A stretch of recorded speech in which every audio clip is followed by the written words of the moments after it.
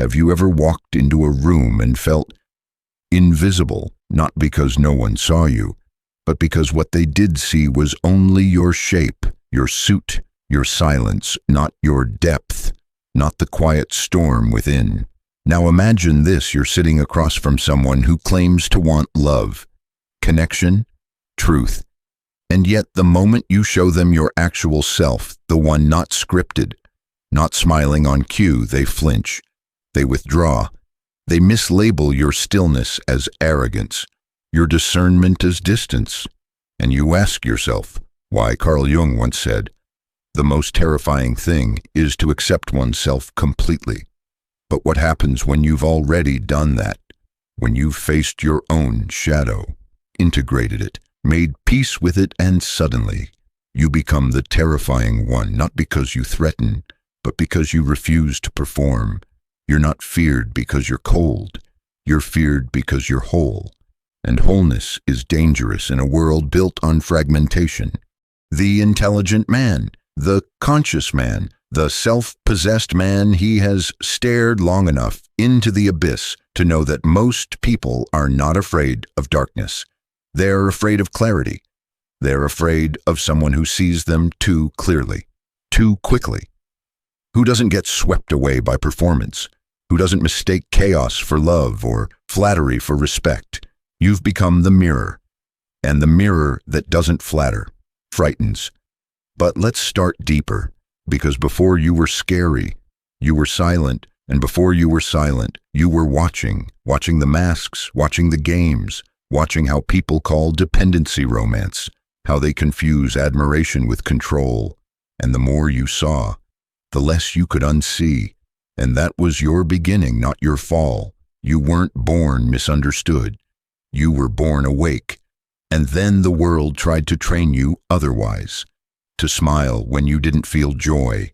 To pursue when you sensed dissonance. To dim your mind so others wouldn't shrink in your presence. You tried. God knows you tried. But something ancient in you refused. Because what they call difficult was never cruelty. It was discernment. It was depth. It was refusal to settle for illusions. And that, my friend, is when they began to fear you. They didn't fear your voice. They feared your silence. The kind of silence that doesn't beg to be filled. The kind of presence that doesn't chase, doesn't over-explain, doesn't contort itself into the acceptable. And in that silence, you broke something fragile in the way most people define connection. Because connection, for them, often means control. You broke the illusion. You became unplayable, not by being aloof, but by being aligned. You weren't playing hard to get. You simply weren't playing. Jung warned of the dangers of persona, the mask we wear for the world. It allows us to function, yes, but when we become too attached to it, we forget who we were before we learned to perform. The intelligent man, the awakened man, he has seen his mask, and he's taken it off, not to impress, not to prove, but because truth became heavier than comfort. And no mask, no role, no societal validation was worth the cost of betraying himself. And here's the paradox: the moment you stopped performing is the moment they stopped trusting you. Why? Because predictability feels safe, even if it's fake. And the man who is no longer predictable becomes a question, a walking disruption, a spiritual earthquake in a system that feeds on people staying asleep. The shadow Jung's most feared concept, not because it is evil, but because it is unclaimed. It is everything you were taught to suppress: your anger, your longing, your intensity, your refusal to conform. And the intelligent man doesn't just acknowledge his shadow. He dances with it. He integrates it. He learns to speak its language. And in doing so, he becomes whole. But wholeness is terrifying to those who have only known fragmented love. When you show up unshaken, unmoved by superficial validation, you confront others with what they've abandoned within themselves. That's not rejection, that's projection. Their fear, not your flaw, their discomfort, not your arrogance. Let's be clear, you were never too much. You were too real. And reality in a culture built on illusion is always met with resistance. So no, you're not wrong for being sharp. You're not wrong for choosing silence over performance. You're not wrong for being uninterested in applause.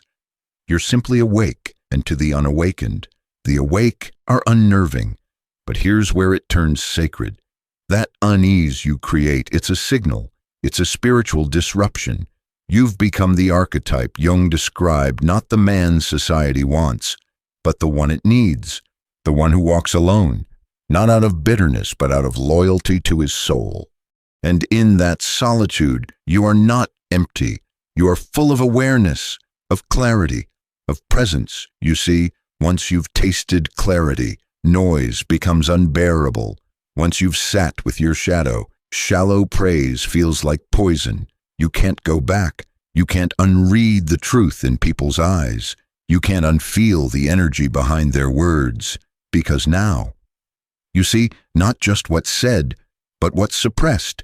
Not just who people pretend to be, but who they're terrified to become. This is the cost of awakening, and it's why so many run from it. Because with awareness comes loneliness. Not the kind that begs for company, but the kind that craves authenticity and rarely finds it. Jung never promised comfort. He promised truth. And the truth is, awakening doesn't make you likable. It makes you clear, and clarity disrupts. Clarity confronts. Clarity ruins illusions that people spent their whole lives protecting. You used to explain yourself. Try to soften your presence. Dim your fire just enough to be allowed in the room, but every time you did, something inside you died. A part of your spirit curled up, begging, please, not again. And one day, you listened. You stopped apologizing for depth. You stopped translating your silence into palatable language. You stopped decorating your truth just to make others feel safe. Because why should you apologize for seeing what others avoid? Why should you dilute yourself just to fit in a world that praises performance and punishes presence? You stopped chasing people who needed you to be less to feel more. You stopped performing romance. You stopped shrinking your dreams so others wouldn't feel insecure. You started doing what few have the courage to do. You chose you, and that choice, simple, silent, sacred is what made you powerful. But make no mistake, they'll call it ego. They'll call it selfishness. They'll say you changed. Of course you did, because you woke up. You realized that what they called love was often just the absence of rejection. What they called support was often conditional acceptance. What they called intimacy was often emotional compliance. And you decided you'd rather walk alone than be loved for a mask. That's what most people can't understand. They don't fear your confidence. They fear your integrity, because integrity has no price. And what can't be bought can't be controlled. That's the real threat. You became ungovernable, not by rebellion, but by clarity. You didn't raise your voice, you raised your standards. You didn't push people away. You stopped pulling yourself apart to keep them close. You didn't build walls, you honored your own thresholds. And that scares them, because society is designed to reward men who conform, not men who confront. The moment you stopped asking, what do they want from me, and started asking, what do I want from myself, you broke the spell. You stepped into a forgotten archetype, the awakened man, the one Jung saw in myths, in dreams, in the collective unconscious, the man who has walked through fire, not just outside, but within. He has buried his illusions, grieved his false identities, sat with his shadow until it became his teacher. He doesn't seek attention, he becomes presence. He doesn't beg for love, he embodies it. He doesn't explain his worth, he walks it. This man is not loud, but his silence echoes. This man is not angry, but his boundaries are immovable.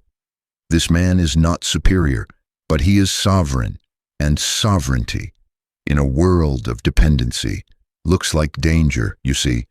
They didn't mind you broken. You were easier to manage. You apologized quicker. You compromised faster.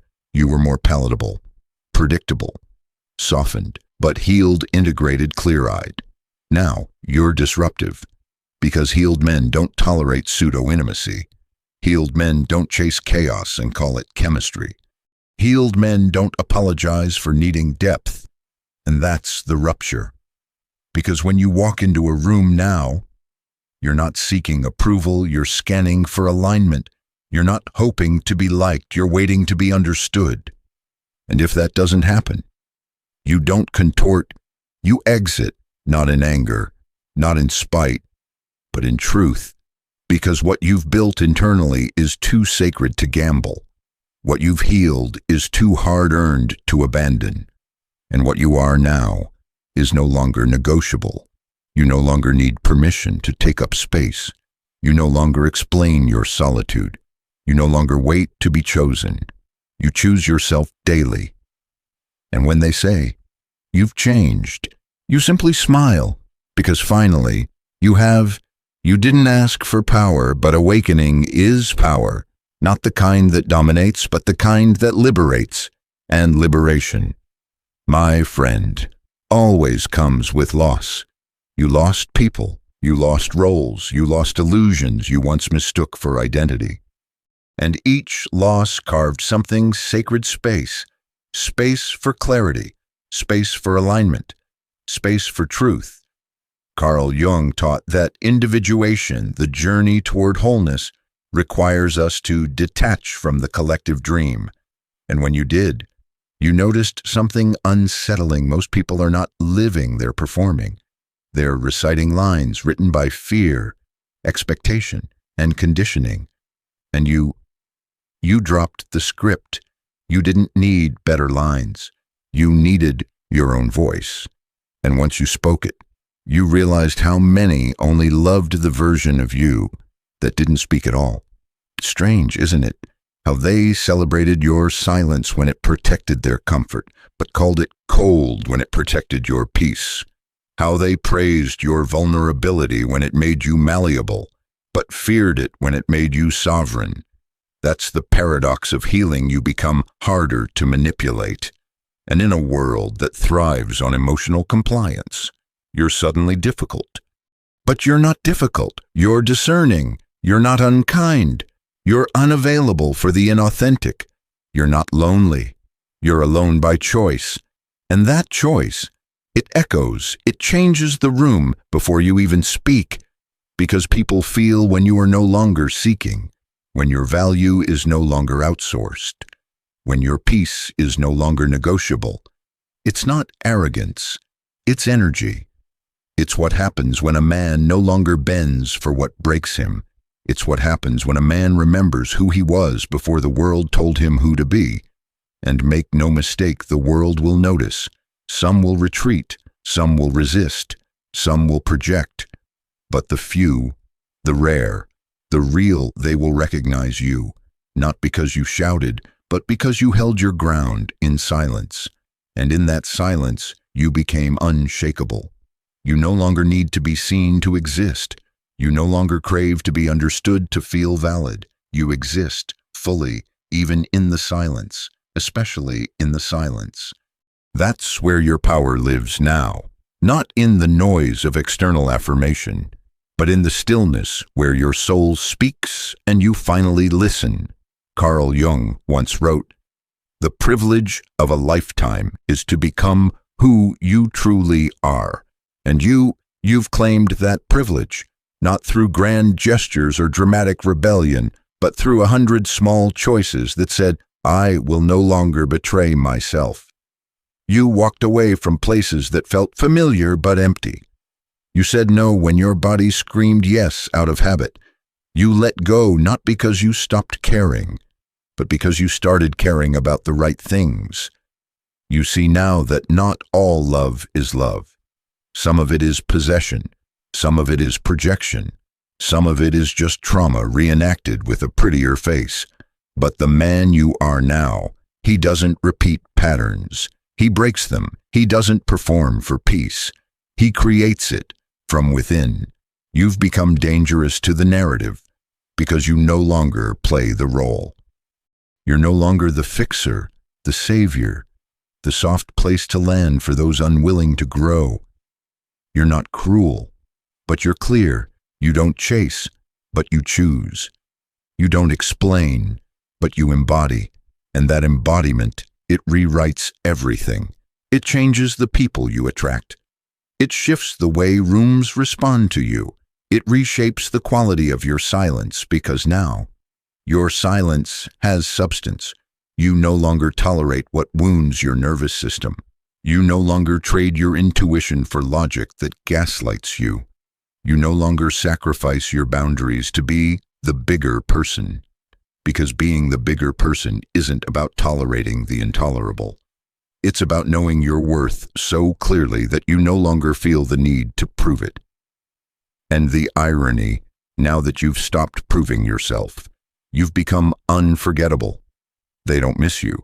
They miss the version of you that said yes when it meant no. They miss the man who shrank himself to fit their comfort, the one who smiled through dismissal, stayed through betrayal, gave through depletion. But that man, he died the moment you said, no more, not in anger, not in revenge, but in rebirth, the death of the performance, the end of the pleaser. And in his place rose you, whole, honest, unapologetically aligned. This is the Jungian shift from persona to self, not the mask, but the man behind it, not the expectation, but the essence. You stopped begging to belong because you finally belonged to yourself. You stopped watering deserts. You stopped knocking on closed doors. You stopped translating your soul into a language that others still refused to hear. And in that sacred space where you chose yourself without theatrics, the real ones appeared quietly, without agenda, drawn not to your pain, but to your presence. That's what Jung meant when he spoke of individuation, the process of becoming who you are meant to be, not by adding more, but by shedding what was never yours. You see, healing isn't about being nice. It's about being true. It's about holding your own hand when the world lets go. About trusting your gut even when logic screams otherwise. About walking alone without questioning your worth. It's about being the man who doesn't need to be understood, because he finally understands himself. And this self, this wild, quiet, sovereign self, he doesn't chase love, he radiates it. He doesn't search for meaning, he embodies it. He's no longer addicted to intensity. He craves peace. He's no longer afraid of being alone. He fears being inauthentic far more. And those who meet him now, they'll either rise or run. Because when you become this clear, you force others to confront their own fog. And if they're not ready, they'll call you distant, cold, arrogant. But you'll know better. You'll know that your silence is not emptiness, it's integrity. That your solitude is not exile, it's evolution. That your boundaries are not walls, they're altars. You don't rise by erasing the shadow. You rise by integrating it. Carl Jung taught us that the shadow, the repressed, denied, and feared parts of ourselves is not the enemy. It's the gateway, the threshold, the initiation. And you walked through it, not as a hero, not as a martyr, but as a man willing to sit in his own fire without flinching. And from that fire, you didn't come back polished, you came back whole. Because here's what no one tells you. Healing doesn't make you soft. It makes you solid. It makes you unshakable. It makes you the kind of man who can hold contradictions without collapsing. You're not always calm, but you're centered. You're not always kind, but you're not always light, but you're real. And in this realness, you've found something sacred, peace, not the absence of conflict, but the presence of alignment, power, not the domination of others. but the mastery of self. Love, not the ache of need, but the freedom of choice. You see now that not everyone deserves access to you. Your time is sacred, your energy is currency, your presence is a gift. And when you give it, it's not from emptiness, it's from overflow. It's not to be needed, it's to be met. You no longer explain your solitude, it explains you. You no longer defend your standards, they define you. You no longer wait for the world to validate your essence, because your essence is undeniable. And those who can't hold it, they were never meant to. Their leaving is not a loss, it's a filter. It's how clarity protects itself. So you bless the detour. You honor the goodbyes. You walk forward not bitter, not boastful, but blazing with the quiet fire of a man who knows who he is. Because now you remember you were never too much. You were just surrounded by people who settled for less. You were never broken. You were breaking free. You no longer carry your wounds like proof. You carry your wisdom, because now you understand not every scar needs to be shown. Some were meant to be alchemized, not for display, but for direction. The world doesn't need another loud voice. It needs embodied presence, and you, my brother, have become that presence. You walk differently now, not faster, not slower, just more aware. You move with a rhythm not dictated by urgency, but by essence. You no longer rush toward answers because you're finally at peace with the questions. This is not complacency, it's completion. You're not chasing love, you are love. You're not fighting for freedom, you are free. Not because the world gave you permission, but because you stopped asking for it. Carl Jung said, "The most terrifying thing is to accept oneself completely." And you've done it.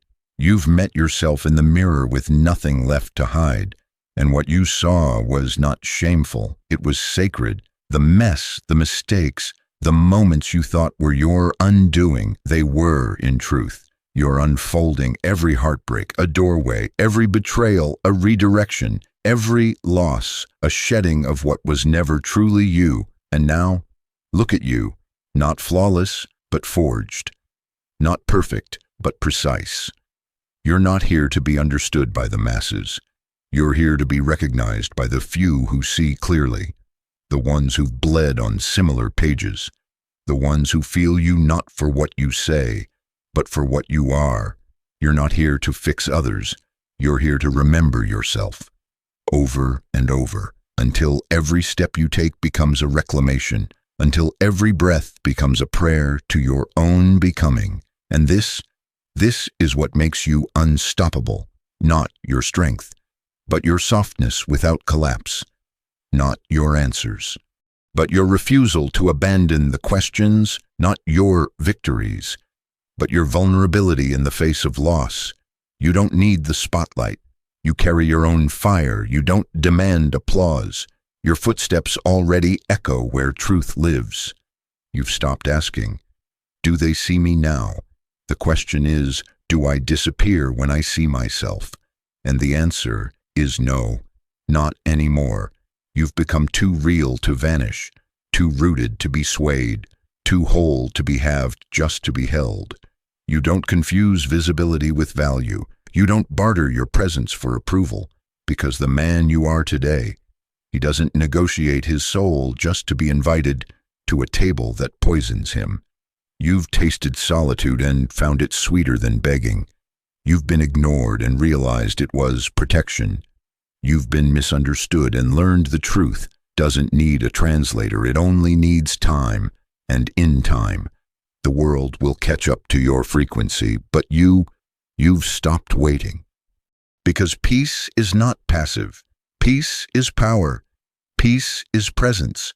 Peace is being so anchored in who you are that nothing borrowed, broken, or beautiful enough to manipulate you can enter uninvited. Carl Jung said, "Until you make the unconscious conscious, it will direct your life and you will call it fate." You've stopped calling it fate. You've called it out. You've named the pattern, faced the shadow, closed the loop. And now, you write your own myth, not a fantasy, but a truth so deep, so raw, it can only be told through how you move through this world. You don't seek a role. You are the presence that rewrites the script. You don't seek to be chosen. You choose yourself in every breath, every boundary, every no more. And here's what they'll never understand. You didn't become cold. You became clear. You didn't shut down. You shut out the noise. You didn't stop feeling. You stopped leaking your essence for people who never planned to hold it. And that clarity, it costs. It costs the illusion of belonging. It costs the comfort of conformity. But what you gain is everything that cannot be taken. You no longer react. You respond. Not from your wounds, but from your wisdom. Not from fear, but from centered truth. You've learned the difference between being needed and being used, between being wanted and being witnessed. And now, you choose connection over control, depth over drama, stillness over stimulation. The boy within you once craved fireworks. The man you are now, he builds fires that last. This isn't just healing. This is integration. You don't live from the surface anymore. You breathe from your bones. You've excavated your truth, faced your inner wars, and returned with clarity that no trend, no voice, no relationship can distort. Carl Jung taught that the journey of the soul isn't linear, it spirals. And you've spiraled down, through the shame, the rage, the ache only to rise, not above others, but back to yourself. And from here, you no longer beg the world to make sense. You make meaning from your own marrow. You've stopped explaining your path to those who are still committed to misunderstanding theirs. You've stopped forcing alignment with those who fear their own shadows, because now you know some people love the version of you that bleeds. But few can hold the man who stopped bleeding and started building. You don't build to prove. You build because it's who you are. Every boundary you set is an act of compassion. Every no you say is a prayer to the version of you that once said yes just to be kept. You've realized the cost of betraying yourself is far higher than being misunderstood. So you walk away with peace, not bitterness, with grace, not guilt, with self-respect, not revenge.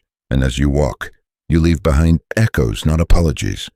You leave behind clarity, not confusion. You leave behind love, not longing, because now you finally see yourself, not as a role, not as a story, but as the truth walking on two legs, breathing the fire of everything you refuse to abandon within you.